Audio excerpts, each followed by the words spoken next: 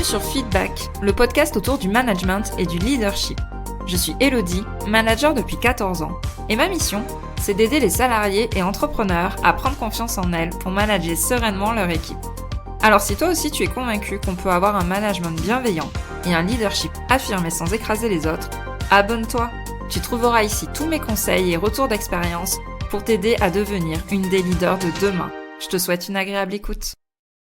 Hello à toi, et on se retrouve aujourd'hui pour un nouvel épisode où j'avais envie de te secouer un peu le cocotier. On va dire ça comme ça. J'aimerais qu'on aille explorer avec toi une croyance qu'il y a, que j'ai souvent entendue quand je fais soit des lives ou des masterclass, ou même quand je suis en rendez-vous pour intégrer Manager 360. C'est l'idée que, il y aurait un délai au bout duquel, il serait impossible de changer les choses dans son management ou dans son équipe. J'entends très souvent de toute façon, ça fait 4 ans que je suis en poste, c'est trop tard. De toute façon, mon équipe, elle me connaît comme ça, je peux pas changer maintenant les choses. En fait, j'entends ces femmes managers dire ça comme si, c'était gravé dans le marbre. Comme si, passé un certain nombre d'années, on était condamné à rester exactement la même manager. Donc là, j'ai vraiment envie de déconstruire cette idée dans cet épisode, parce que non, il est jamais trop tard pour changer. Pour changer déjà en tant que personne, mais pour changer aussi ton management. Même si ça fait 4 ans, même si ça fait 6 ans que t'es manager ou 10 ans, que t'es dans la même boîte, etc.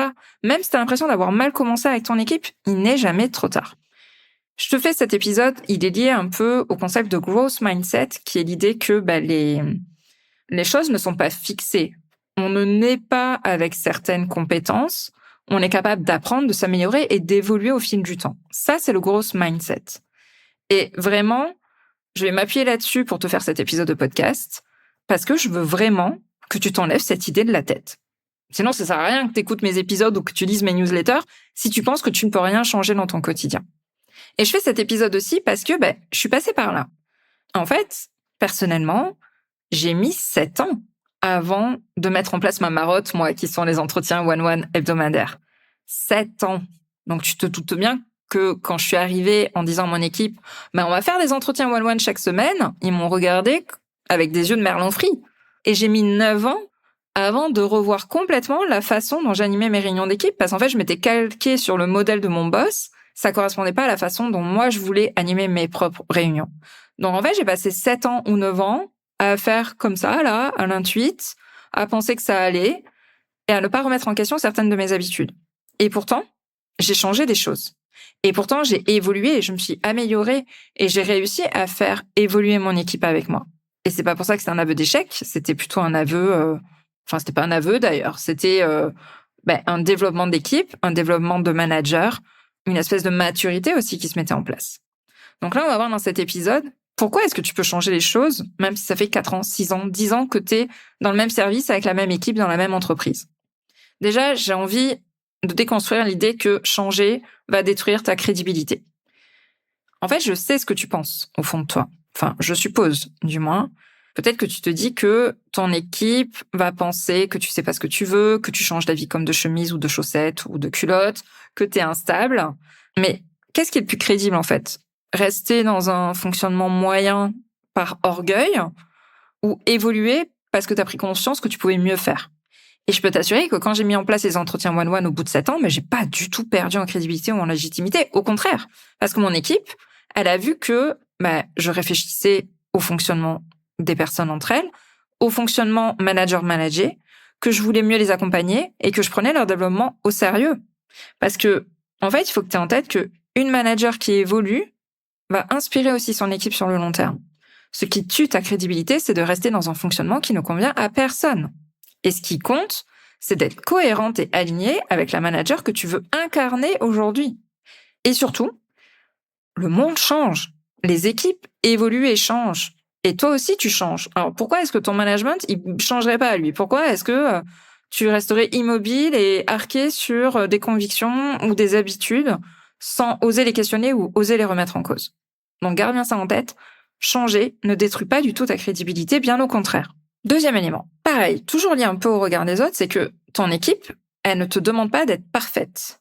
Même si c'est parfois l'impression que tu as. En fait, ce qui va déstabiliser des équipes, c'est pas le changement en soi. On sait que l'humain n'aime pas le changement. Donc oui, tu vas avoir des réactions quand tu vas mettre en place de nouvelles choses. Mais ce qui est encore plus déstabilisant pour les personnes avec qui tu travailles, c'est de faire ce changement sans explication. Quand j'ai changé mes réunions là au bout de 9 ans, je suis pas arrivée la fleur au fusil en disant tout ce qu'on faisait avant c'était nul. Bah non. J'ai plutôt dit, alors je sais plus exactement ce que j'ai dit, mais l'idée c'était de dire que on va gagner en efficacité, que j'ai observé certaines choses et que je souhaitais qu'on teste une nouvelle façon de faire, peut-être dans un délai court, 2 ou 3 mois, que si ça va pas, on reviendra en arrière ou on testera d'autres choses, mais que, en tout cas, il y avait des choses à améliorer. Mais tu vois, je n'ai pas remis en question ce qui était fait avant. Je montre juste qu'il y a une évolution possible. Et là, tu montres en fait que tu réfléchis, que tu prends ton rôle au sérieux, que tu veux progresser, que tu veux emmener ton équipe avec toi. Et on va pas se leurrer.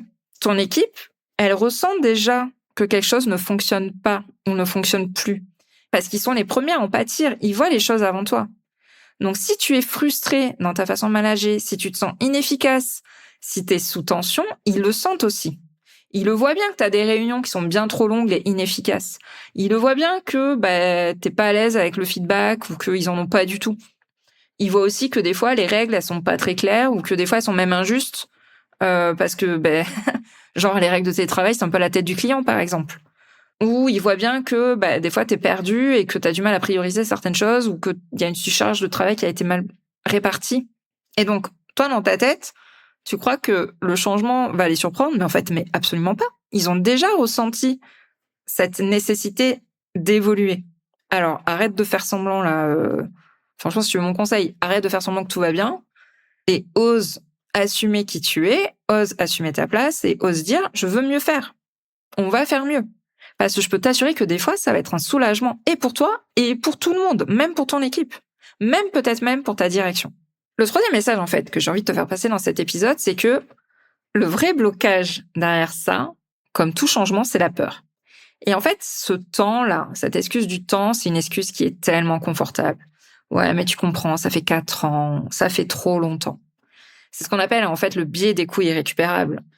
C'est comme quand on reste dans une relation toxique ou dans une maison qui nous convient pas. On se dit non mais j'ai tellement investi d'argent dans cette maison, j'ai tellement investi de temps dans cette relation, je vais pas faire tout s'arrêter maintenant. Si en fait. Et en fait, ce qui te bloque toi dans ton management, c'est la peur d'être jugé par ton équipe ou par ta direction, la peur de reconnaître aussi que tu aurais pu agir plus tôt. Et oui. La peur d'admettre aussi que certaines choses ne fonctionnent pas. Bon, en gros, la peur de perdre la face, quoi.